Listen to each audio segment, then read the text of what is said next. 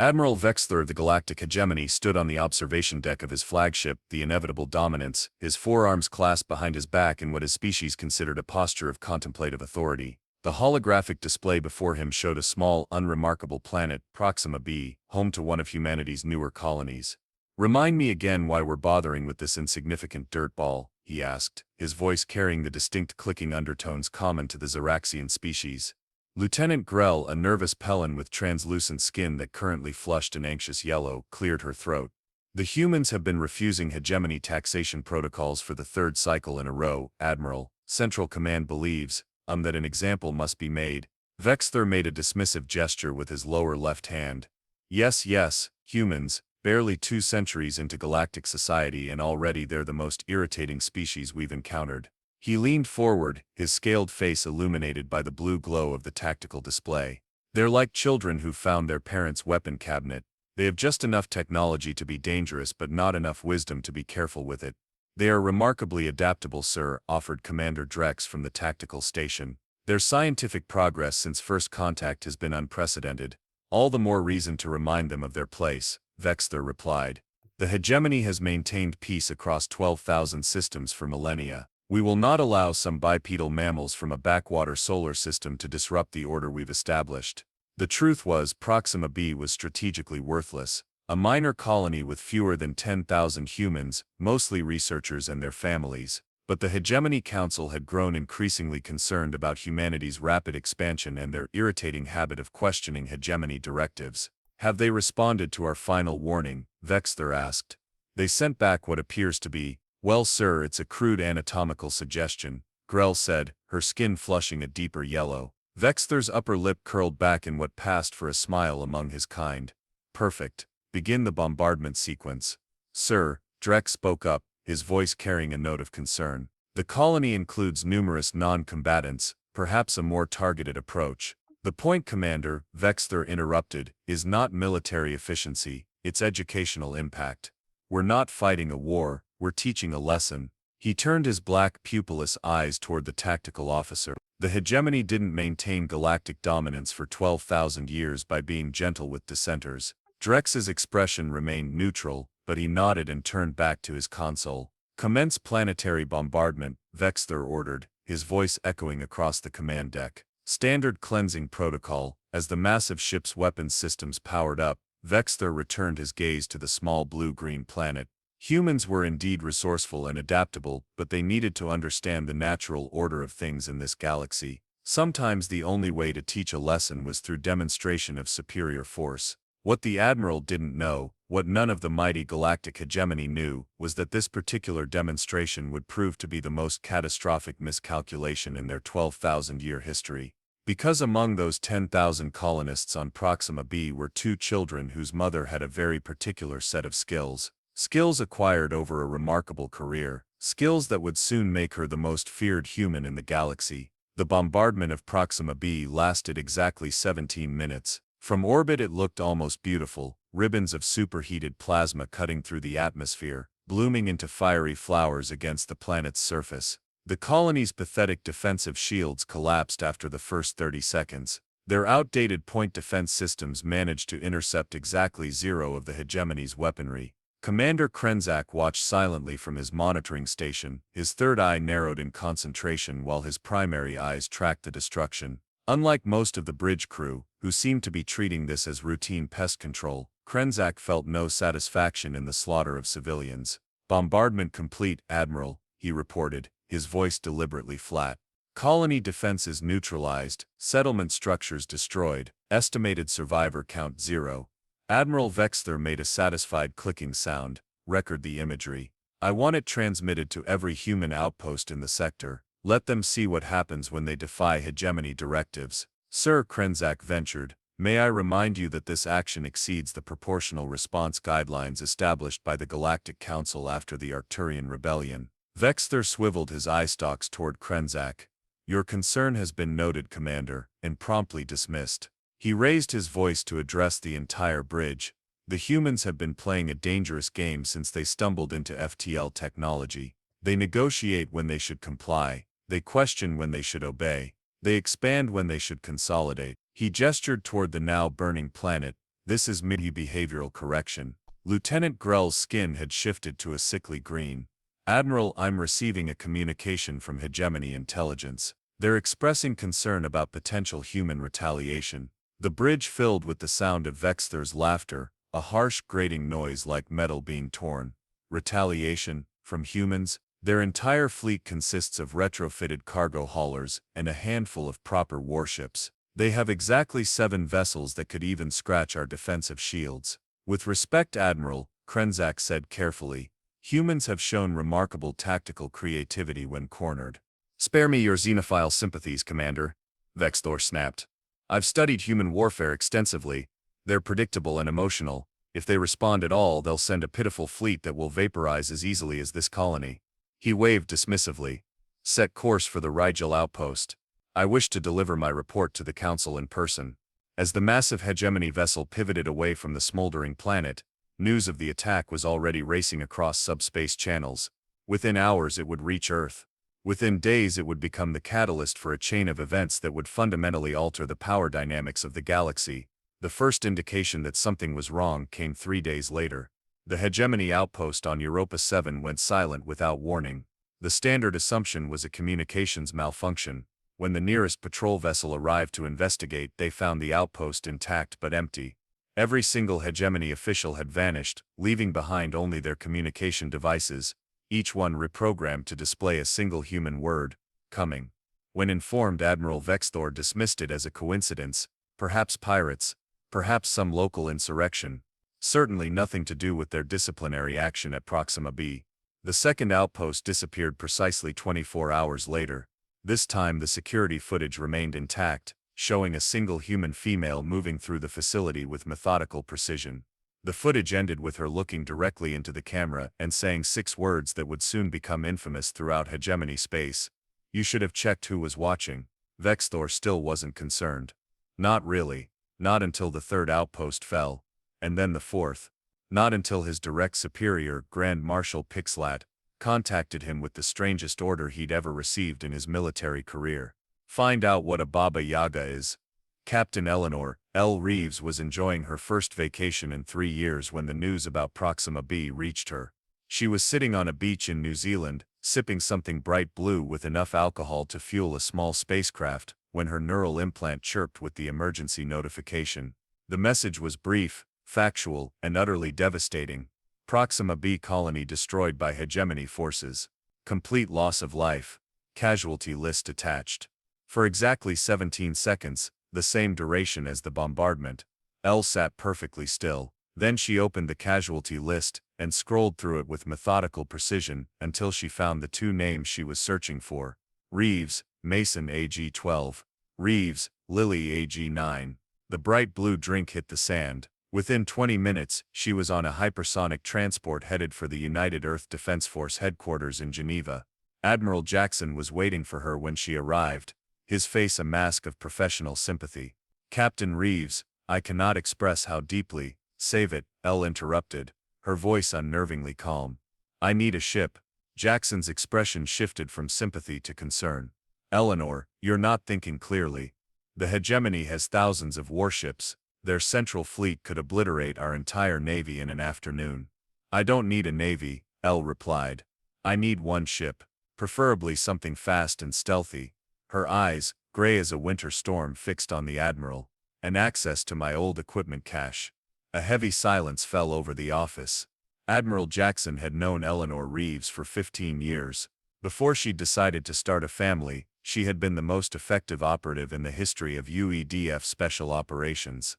Her call sign during those years, Baba Yaga, had become legendary even within the highly classified circles of military intelligence.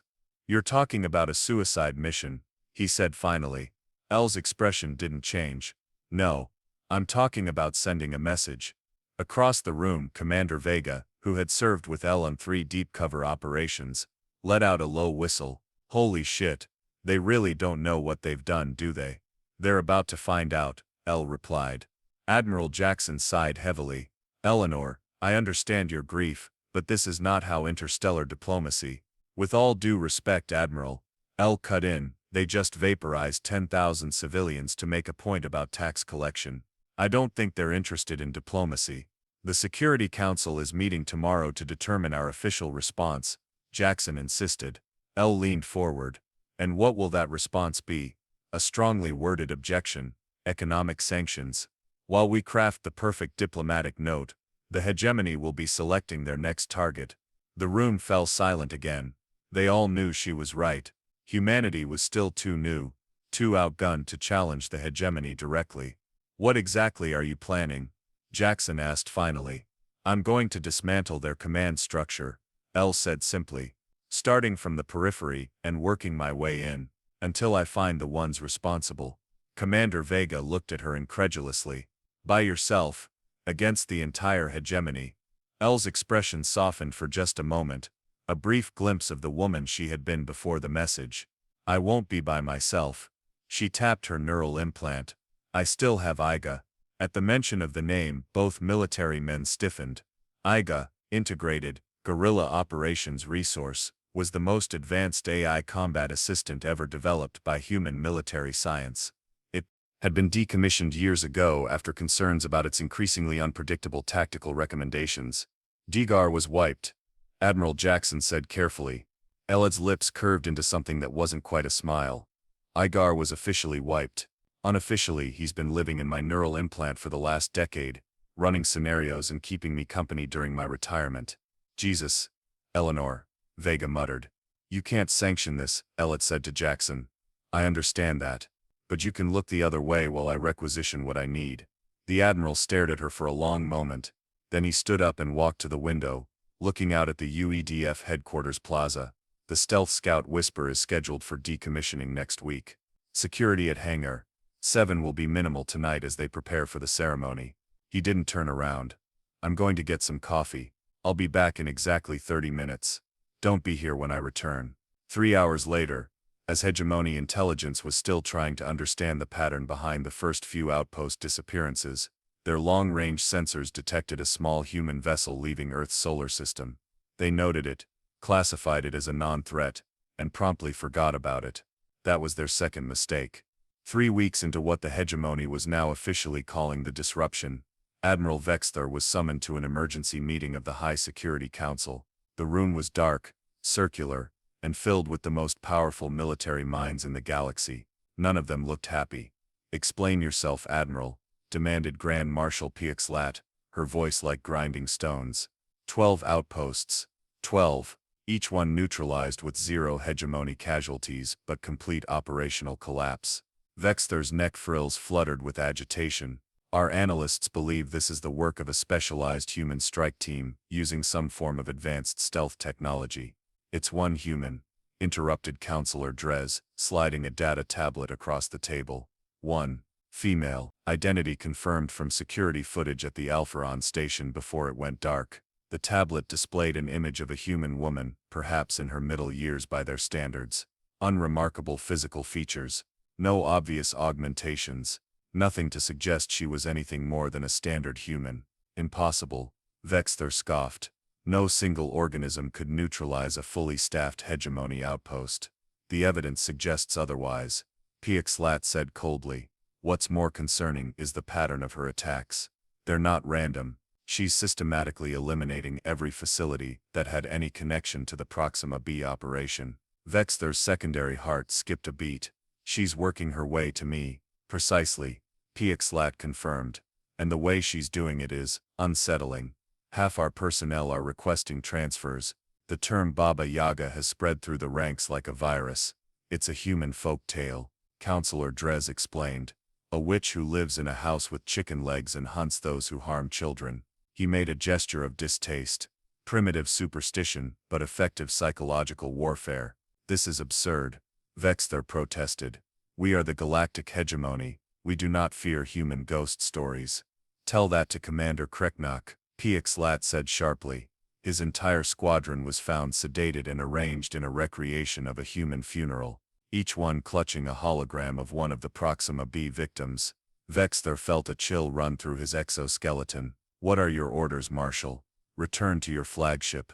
Full security protocols. We're assigning 3 additional battle cruisers to your protection detail. 3 cruisers, for 1 human. Pixlat leaned forward, her bioluminescent patches glowing with intensity. This Baba Yaga has neutralized 12 of our facilities without triggering a single lethal defense system. She's humiliating us in front of the galactic community. Every minor race is watching, wondering if the hegemony is finally vulnerable. She pointed a clawed finger at Vex'thor. End this. Whatever it takes. Meanwhile, aboard the stolen scout ship Whisper, Captain Eleanor Reeves was sitting cross-legged on the floor of the cargo bay, surrounded by holograms of hegemony personnel files. Igar, narrow the search. Show me only personnel directly involved in the Proxima B operation. Processing, replied the AI, its voice a pleasant baritone with just a hint of Eastern European accent. A quirk L had programmed in years ago as a joke about the AI's name. Displaying results.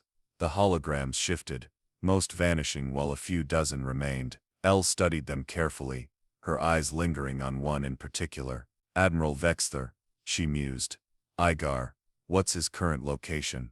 Flagship Inevitable Dominance, currently in orbit around Hegemony Central Command. L nodded, absently touching the small locket around her neck. Inside were tiny holographic projections of Mason and Lily, the heart of the beast. They'll be expecting me. Correct. Security analysis indicates approach vectors are monitored. Probability of detection 98.7%. A small smile played across L's lips. Then we'll have to be in the 1.3%, won't we? She stood and stretched. Show me the supply manifest for the dominance. They must restock somewhere. The AI displayed a new set of holograms, supply routes, cargo manifests, crew rotation schedules. L studied them with practiced precision, looking for the pattern, the weakness. There, she said finally, pointing to a supply frigate scheduled for departure in 3 days. That's our way in. The frigate will be scanned for unauthorized life forms. I know, that's why I'm going to be dead. If an AI could sound concerned, Igor managed it. Captain, I must advise against cellular suspension. The procedure has a 12% failure rate. L shrugged. Better odds than my children had. She moved to the ship's medical bay and began preparing the suspension chamber. Besides, I need you to run the ship while I'm under. Get us to the supply depot, create a distraction, and load my corpse onto that frigate. And if detected, then improvise, L said, lying down in the chamber. That's what I programmed you for. As the suspension drugs began flowing into her system, L's thoughts drifted to her children. Mason, with his father's eyes and her stubbornness. Lily, who'd been teaching herself Xeraxian language patterns because she thought their clicking speech was pretty. The last thing she saw before the darkness took her was Igor's holographic representation, a stern-faced older man with a thick mustache and concerned eyes. Sleep well, Captain. I will wake you when it is time to hunt. 3 days later, a minor explosion at Outpost Sigma 9 drew security forces away from the supply depot. In the confusion, no one noticed when the inventory count for body bags shipped to the Inevitable Dominance increased by 1. Vex'thor's doom was already aboard his ship, lying in frozen suspension, waiting for the right moment to awaken. The first sign that something was wrong aboard the Inevitable Dominance was so subtle that most of the crew dismissed it as a system glitch. The lights in Section C7 dimmed momentarily, then returned to normal brightness. The environmental sensors registered a brief temperature fluctuation in the morgue. A security drone reported a movement anomaly, but couldn't locate the source upon investigation. By the time anyone connected these incidents, it was far too late. Admiral Vex'thor sat in his private quarters, surrounded by 4 layers of security barriers and a full squadron of elite guards. He hadn't slept properly in days. Every time he closed his eyes, he saw that human face from the security footage, utterly expressionless, as she systematically disabled his empire's outposts. Admiral, his personal assistant's voice came through the comm system. The Security Council is requesting another update. Tell them there's nothing to report, Vex'thor snapped. The human hasn't been detected. Our trap is set. When she attempts to board the ship, she'll be vaporized instantly. Yes, Admiral. Also, the new security protocols you requested have been implemented. No one enters this section without triple verification.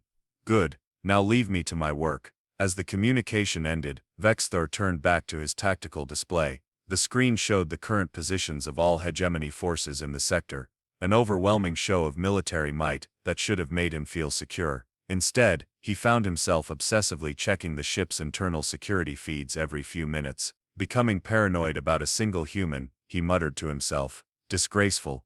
I don't know, said a voice from the shadows of his chamber. Seems like a reasonable response to me. Vex'thor froze, his exoskeleton turning rigid with shock. Slowly, he turned toward the voice. Captain Eleanor Reeves sat in his private reading chair, one leg crossed casually over the other, looking for all the world like she belonged there. She was wearing what appeared to be a modified version of standard hegemony maintenance coveralls, with various unfamiliar devices attached to a utility belt. How? Vex'thor began, his hand moving slowly toward the emergency alarm on his desk. I wouldn't.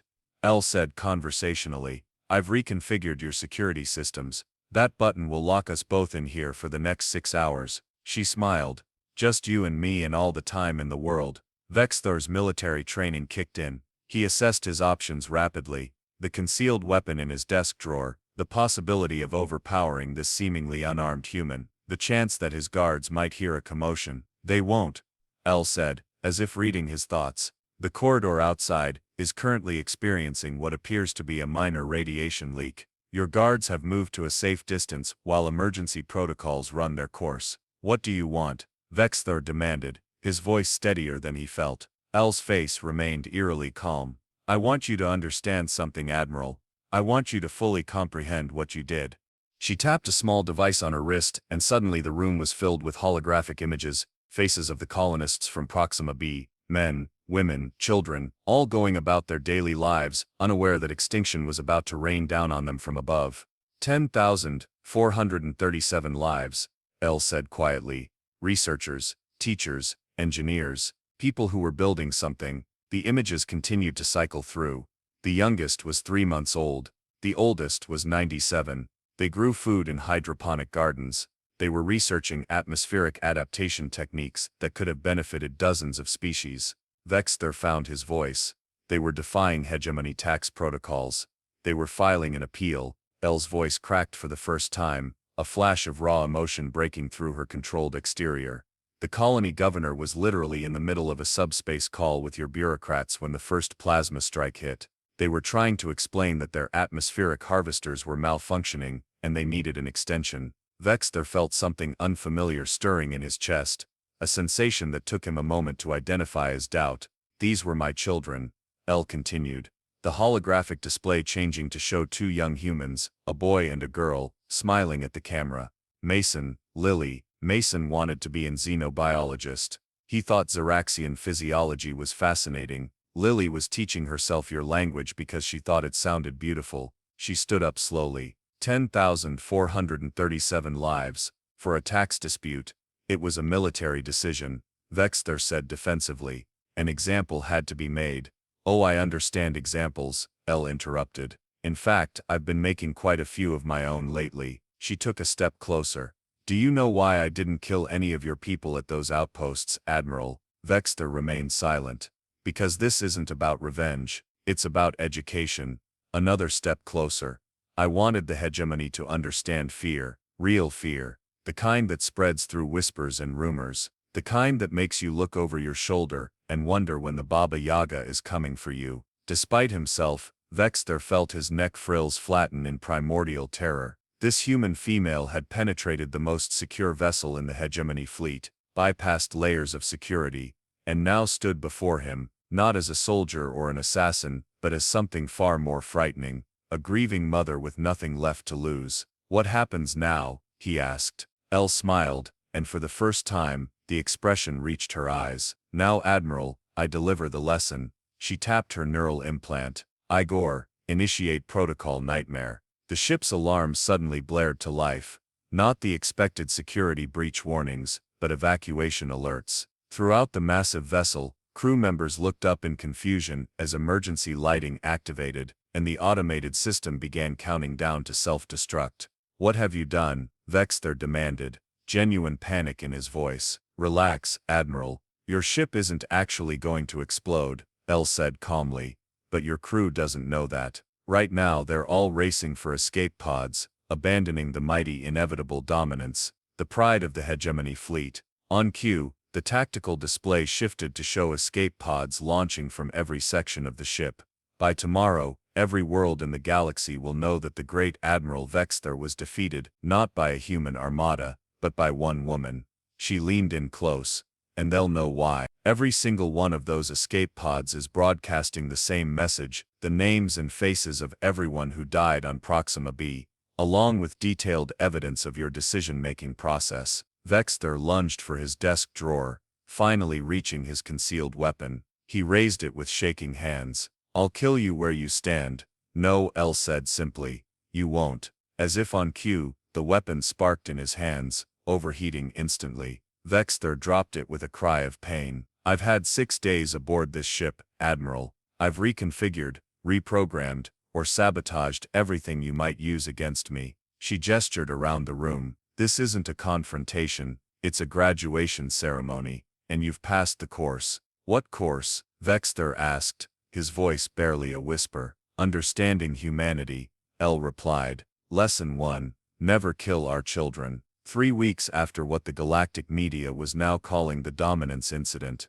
the Hegemony Council convened an emergency session. The chamber, normally a place of measured debate and careful diplomacy, had devolved into barely controlled chaos. The Vexian Confederacy is demanding independence, shouted Councillor Zren. The Alpharon Alliance has suspended all hegemony trade agreements. The Krell have actually sent diplomatic envoys to Earth. Grand Marshal Pexlet raised all 4 of her appendages, demanding silence. Order. We will have order in these proceedings. The chamber gradually quieted, though the tension remained palpable. Admiral Vex'thor, Pexlet said icily, explained to the council how a single human female commandeered your flagship, triggered a full evacuation, and broadcasted our most sensitive internal communications across 17 sectors. Vex'thor stood before them, his once proud posture now hunched with defeat. The human infiltrated the vessel through. We know how she got in, interrupted Councillor Drez. What we want to know is how our most decorated military commander allowed himself to become a galaxy-wide symbol of incompetence.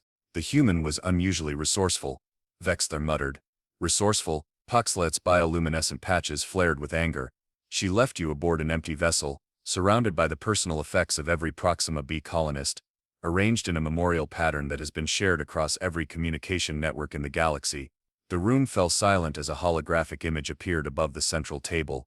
Admiral Vex'thor sitting alone on the bridge of the inevitable dominance, surrounded by thousands of small personal items recovered from Proxima B toys, books, wedding rings, scientific instruments.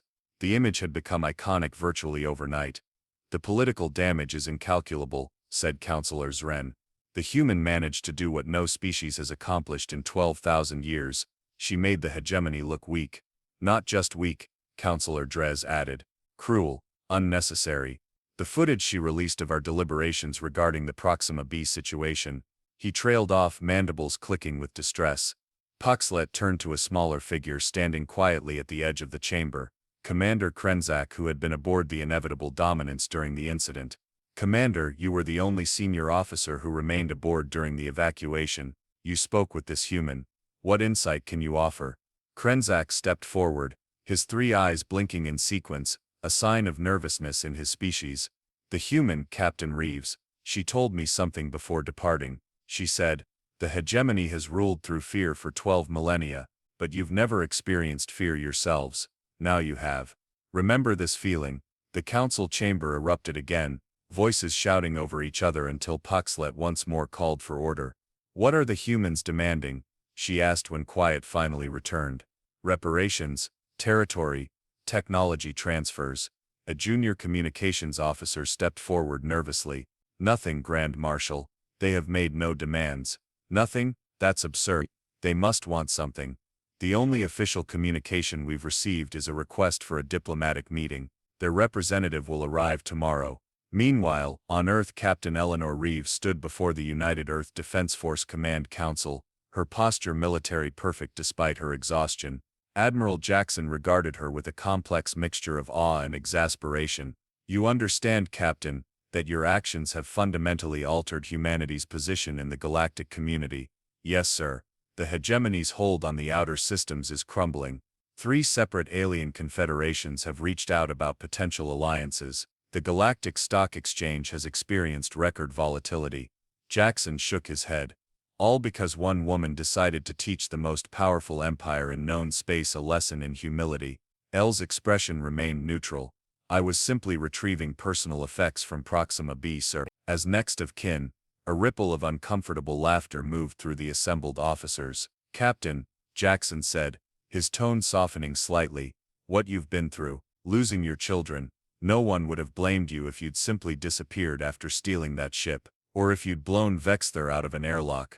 But this, he gestured to a screen showing various news headlines from across the galaxy, this was something else entirely. Permission to speak freely, sir. Granted, the hegemony has dominated through fear, but their greatest fear was that the races they've subjugated would realize how fragile that control actually is. L's voice remained steady.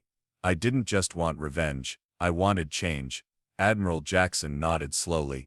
Well, you've certainly achieved that. He picked up a data tablet from his desk, which brings us to the matter of your disciplinary hearing. The room fell silent. Despite the obvious public relations benefits of L's actions, she had still stolen military equipment, violated numerous regulations, and potentially started an interstellar incident. In light of the extraordinary circumstances and outcomes, Jackson continued, the Council has decided on an unusual punishment. He slid the tablet across the table to L. Effective immediately, you are promoted to the rank of Commodore and appointed as humanity's first official diplomatic envoy to the Galactic Hegemony. L stared at the tablet in disbelief. Sir, the Hegemony has requested diplomatic talks. Their entire power structure is realigning. They're terrified of what else humanity might be capable of. A small smile touched Jackson's lips. We think it's appropriate that the negotiations be handled by the person who caused their existential crisis. With respect, Admiral, I'm not a diplomat. No, you're the Baba Yaga, Jackson replied, using her old callsign for the first time in years. And right now, that's exactly who we need representing humanity. Someone the hegemony will listen to very, very carefully. As L left the chamber, Commander Vega fell into step beside her. So diplomatic envoy, he said with a grin. Think you can handle negotiating without causing any more galactic upheavals? Elle reached into her pocket and touched the small locket containing the holograms of her children. I'm not sure, she admitted, but I think Mason and Lily would be proud. They always believed different species could understand each other, given the right education. Vega's expression grew serious. Did you know what? That this was the plan all along. That High Command wanted someone to show the hegemony they weren't untouchable. There are rumors that they deliberately slow-walked the response to Proxima B to give you time to do what you did. Elle stopped walking and turned to face him. Are you asking if I was a deniable asset? If my grief was weaponized by our own government? Vega held her gaze but said nothing. After a long moment, Elle continued walking. It doesn't matter. What's done is done. The galaxy has changed. Her voice dropped to a near whisper, and Mason and Lily didn't die for nothing. As the newly appointed Commodore Reeves prepared for her diplomatic mission, trillions of beings across the galaxy watched with bated breath. The legend of the Baba Yaga, the human who had brought the mighty hegemony to the negotiating table, was already spreading from system to system, planet to planet. In the vastness of space, the balance of power had shifted, not through overwhelming military might or advanced technology, but because an empire had made one fatal miscalculation. They had killed a human's children, not knowing their mother was the Baba Yaga.